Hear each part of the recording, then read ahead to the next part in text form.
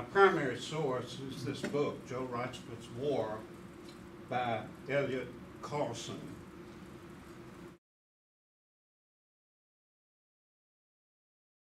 In each assignment, he received high praise in his fitness reports from his commander.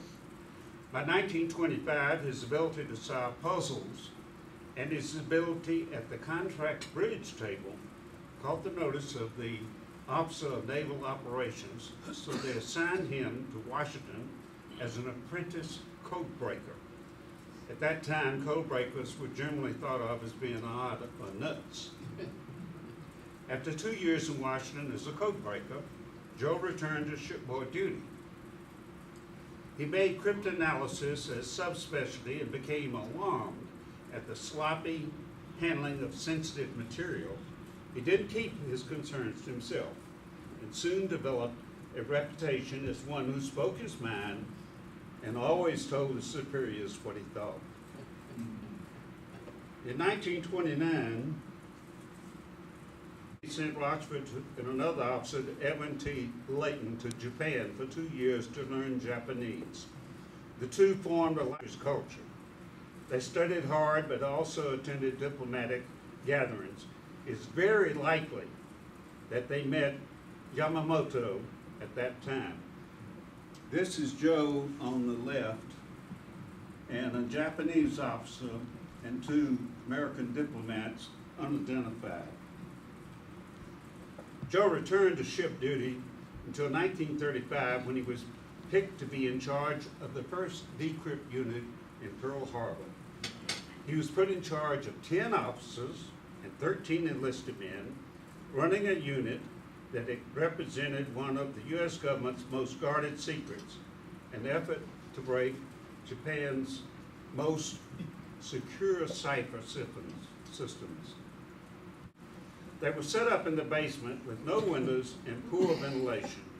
It was a typical basement with an outside entrance, which you can see here. And you would enter through that outside entrance and go down that stairwell and through a very heavy door. And the inhabitants respectfully referred to it as the dungeon. Dress standards were relaxed. Enlisted men wore dungarees, and Rochefort wore slippers and a maroon smoking jacket, which in later years fueled the notion that he was weird. Joe would say, "It wasn't that I was eccentric. It was a practical matter. I was just cold." Cryptanalysts weren't the only odd characters in the basement.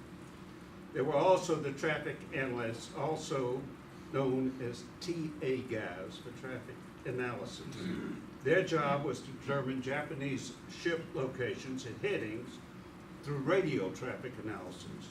In the early days of the war, before codes were broken, TA was all the dungeon had to go on. Rochefort unit was just part of a network of listening stations. His was known as Station H, or HYPO. Other units providing triangulation had similar code names. And much of the equipment was obsolete, unreliable, or both. Communication was a huge problem. They had no teletype, no radio, and the only phone was a party line. Not much for passing secret information. And much of the equipment was obsolete, unreliable, or both. Communication was a huge problem. They had no teletype, no radio, and the only phone was a party line. Not much for passing secret information. By all, Japan would not attack the Philippines, Pearl Harbor, or Guam, as it didn't want war with the United States, knowing full well it would lose. It was assumed that Japan would act rationally. It was also known that Yamamoto was rational and opposed to war. Rochefort and several of his close friends had met Yamamoto in Washington, as I mentioned As I mentioned earlier, he probably had met him in Japan. His friends were dazzled and very impressed with Rochefort, though thinking him brilliant, considered him capable of violent action. Traffic analysis provided a lot of information, including the number of Japanese ships and their general organization. By mid-1942, Rochefort's group could tell by radio analysis that something large-scale was in progress. There were other clues, such as Tokyo pulling all of its merchant ships from the Pacific. Adding to their fears, Yamamoto's 6 large carriers disappeared. Ships that do not emit radio signals cannot be tracked. Rochefort was uneasy. He thought that something might be underway, but his growing edginess didn't extend to the possibility of a massive air attack on Pearl Harbor. That remained unfathomable. The attack would be on December the 7th and on Pearl Harbor, but no one took heed. Rochefort made his contribution. He sent a dispatch to Washington December the 6th, 3 days after learning that the Japanese Consul General in Hawaii was burning codes and papers. Compounding the delay, he sent the message out, deferred status, the lowest possible priority. Consequently, it did not arrive in Washington until after the attack. There were many errors performed by Americans in Pearl Harbor and in Washington, and it included Rochefort. Shortly after the attack on Pearl Harbor, President Roosevelt appointed Rear Admiral Chester Nimitz as Commander-in-Chief Pacific Fleet CENTEC. Nimitz wasted no time in meeting with Rochefort, and he wasn't impressed. Meanwhile, the Roberts Commission appointed by Roosevelt to investigate the Pearl Harbor attack did not attach any blame to Rochefort. He was exonerated from the key facts related to the attack, and Rochefort's immediate superior was so impressed with him, he promoted Joe to temporary captain, saying, "Outstanding performance of duties of paramount importance." As I said earlier, prior to Pearl Harbor, for a few months thereafter, hypo estimates were based primarily on traffic analysis inferring ships' movement from radio. However, they were beginning to decrypt enough of Japanese code, the code named JN25, to lay bare some of the code groups hidden in the overall system. By the end of February 1942, hypo analysts and radio men were making an impact. Due entirely to hypo's analysis, Midway was alerted to a bombing attack. Because of Rochefort's timely alert, Midway fighters were standing by. The Marine flowers had their victory, and all received decorations, but there was no medal for Rochefort.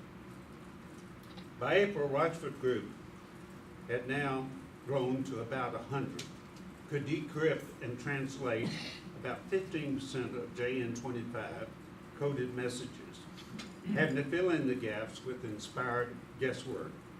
To accomplish this, the men were working 84-hour weeks, and Rochefort even more. To understand the difficulty of their task, consider the enormous challenge of penetrating the JN25 code. It consisted of 33,333 5-digit code groups. Each code groups like these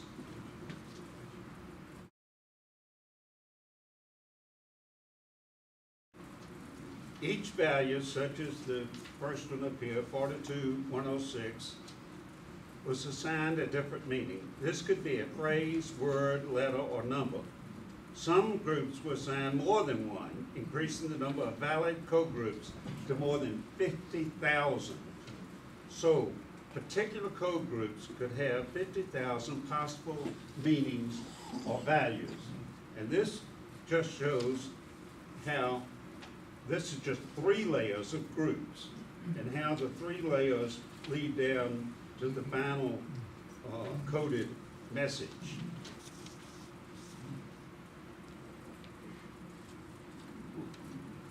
Early in 1942, HIPO enjoyed one of its more important successes by providing the Navy with an accurate estimate of the Japanese Navy movements in the South Pacific, leading to the Battle of the Coral Sea. Radio intelligence was responsible for the American carriers being in the Coral Sea, having provided Nimitz with a tremendous strategic advantage. For the first time, a Japanese advance had been turned back.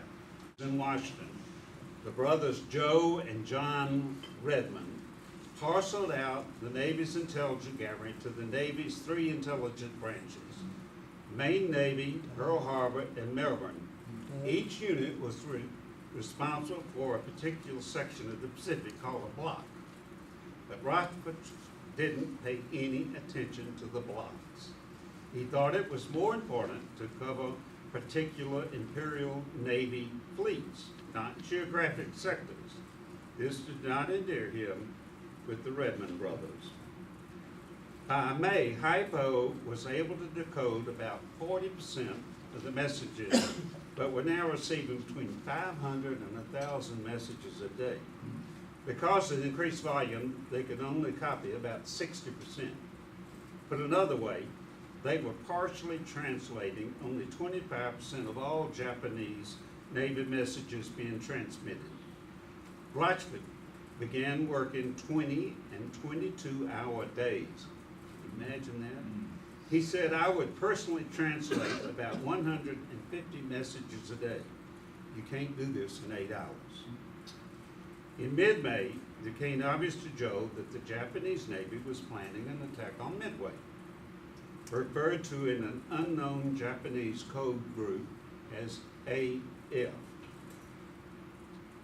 He was able to convince Nimitz, but Washington was skeptical, even thinking that the Japanese buildup and activity could be pointing to an attack on the West Coast. Within a week, Admiral King admitted that Rochefort was right, and his staff wrong.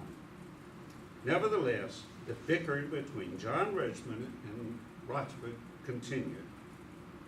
Joe said later, "They had the same information we had, and they should have, without any particular stress on that brain, come up with the same answers."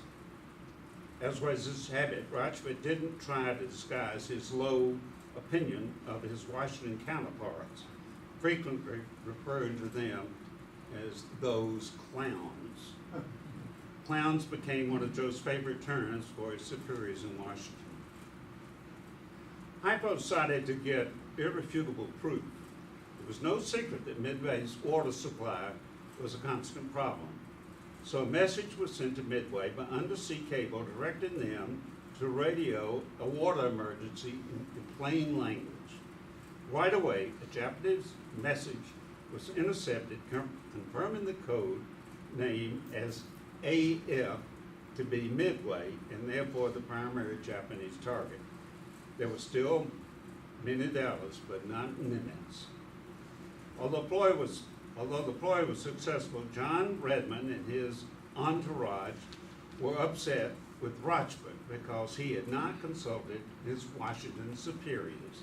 They viewed the act as a high-handed act verging on insubordination.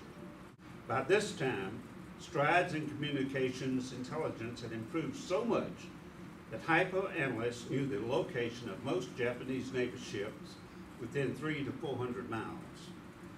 They were practically looking over Yamamoto's shoulder.